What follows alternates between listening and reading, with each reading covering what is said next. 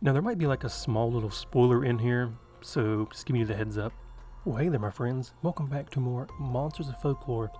Today I'm going to be going in a different route. I have been talking about, folklore, mythology monsters, but this time I forgot all about these things.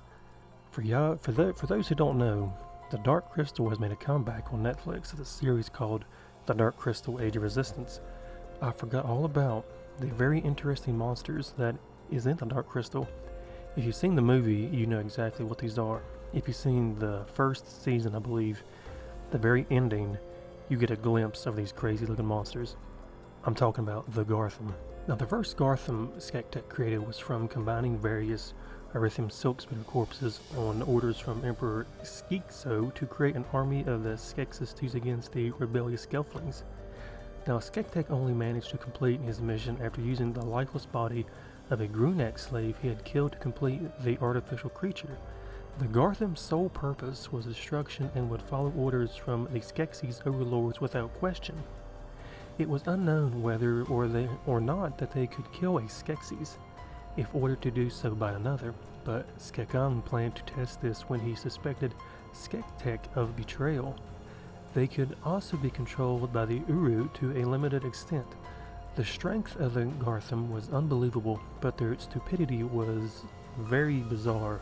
They lived in caverns beneath the castle and left only to plunder the surrounding countryside, from which they returned with slaves for the Skeksis. Their sole purpose was to destroy all they found. The Gelflings understood this and lived in fear of them. The Pod people, though, never understood this, and never realized they had any connection with the castle from which no Pod slaves returned to tell their story. Now, Agra, if I'm saying her name right, I can't remember. I know I've seen the movie in the season, but I think I'm pronouncing it right.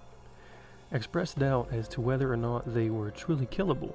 They were implacable enemies of the Landstraters, which, although vastly outnumbered and outmatched in physical strength, could use their speed to swiftly cripple the Garthim.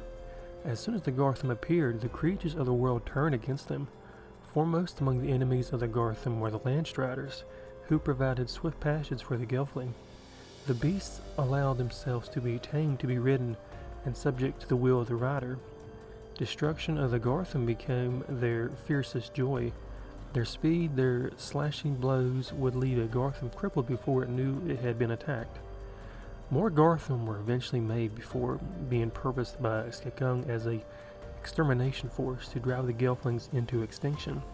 When not in battle, the Garthim served as sentries in the corridors and pits of the castle of the crystal, motionless until given a command. And if you've seen the movie, then you know exactly what I'm talking about.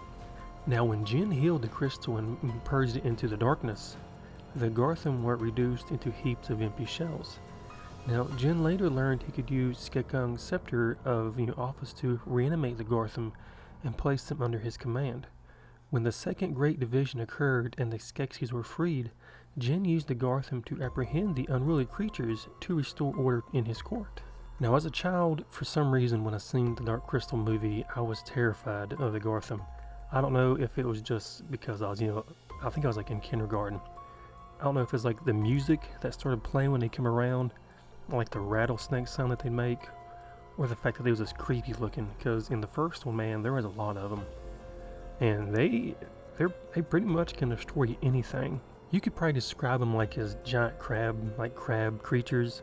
I seen somewhere where they compared them to like flea monsters, which I guess if you would stand a flea up on like its back legs and all that stuff, then yeah, I could probably see where it'd kind of look like that. But to me, they're just like giant crab type looking creatures. They're really cool. And at the very end of the first season, if you haven't seen it, you actually get a taste of what the Garthim is. And of course, if you've seen the movie, well then you know probably how I think season 2 might go. I don't know how many they're going to be making. But, for those who've seen the movie, you know exactly what's going to happen, eventually when the Netflix series ends. But everybody, that is what the Garthim basically is. It's basically two creatures combined together, and somehow though he makes a F-load of these monsters, or these creatures, whatever they are. They're really cool. I know I do recommend the movie, because it came out in like 92, and it was, if you think about it now, it was pretty good, like high quality for being mostly puppets and all that kind of stuff. But this is a monster folklore. Like I said, if you haven't seen the movie or the season, go watch it. It's pretty cool. Thanks for watching. Don't forget to subscribe, like the video, comment your take on the Garthim. Did they ever scare you when you was a child? Like, did you like the movie? Did you like the season? Let me know down below if you want to. And yeah, I'll see you later.